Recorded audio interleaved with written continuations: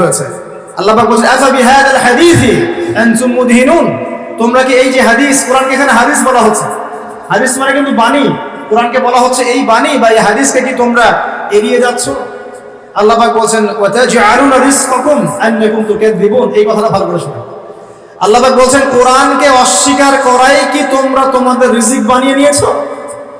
আজকের বিশ্বে যত মানুষ রিজিক পাচ্ছে বেশিরভাগ কোরআন অস্বীকার করে রিজিক পাচ্ছে। বুঝতে পারছেন না মনে হয়? কোরআন এবং তার সাথে বিরোধিতা করে মানুষ রিজিক কামাই করছে না?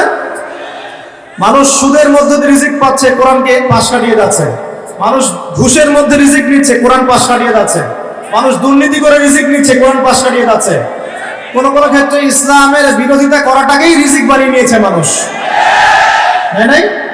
কত মানুষ বই লিখছে ইসলামের বিরুদ্ধে, টকশো করছে ইসলামের বিরুদ্ধে, বক্তব্য দিচ্ছে ইসলামের বিরুদ্ধে, সংগঠন চালাচ্ছে ইসলামের বিরুদ্ধে। মানে আল্লাহ পাক বলছেন তোমরা কি কোরআনের বিরোধিতা করাটাকেই রিজিক বানিয়েছো?